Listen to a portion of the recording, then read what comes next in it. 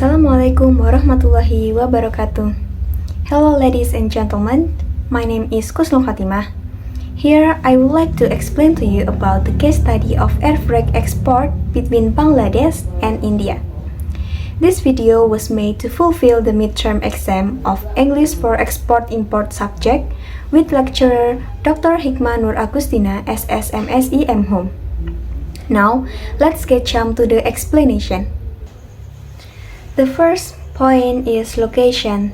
This case study takes place in the South Asia region, specifically involving Bangladesh and India. Some of important locations mentioned there are Indira Gandhi International Airports in New Delhi, India, inland ports and harbor in India and Bangladesh, Kattangram Port in Bangladesh, and also third countries involved in export there are Nepal, Bhutan, and also Myanmar. Now, let's get jump to the second point, that is year. The event takes place in 2025. It can be seen from the current context and the mention of the event happening days after the United States tariff were implemented, as well as the reference to Muhammad Yunus' visit to China at the end of May. Let's move on to the problems. The problems that happen in this case study include: first, high tariff from the United States that Bangladesh is subject to a 37% tariff by the United States, which hurts its export competitiveness. Second is removal of transshipment services by India. India stopped allowing Bangladesh to export and to use Indian ports and exports, even though this access is important for the smooth logistics of Bangladesh export. The third is ready-made garments or RMG industry disruption.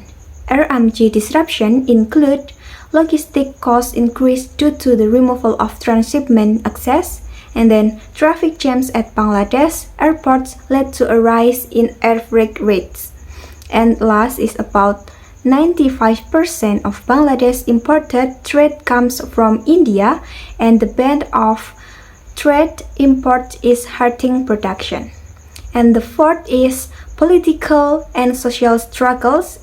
It includes domestic political instability, including the ouster of PM Sheikh Hasina, and then strained diplomatic relation with India, and then large protests, factory closures, and an 11-day internet blackout impacted the supply chain.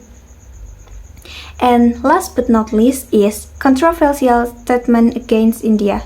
Muhammad Yunus stated that Bangladesh is the region's main maritime door, not India, straining bilateral relation. The last point is solutions. The first solution is Bangladesh provisional government measures.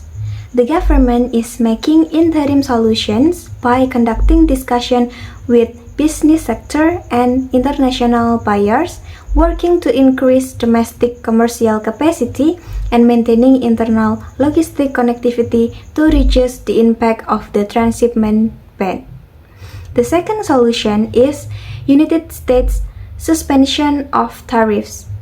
The United States reduced tariff from 37% to 10% for 90 days, giving Bangladesh exporters temporary breathing space. The third solution is focus on logistics alternatives. The government is encouraged to look for alternative export routes through local ports or cooperation with third countries, China, for instance.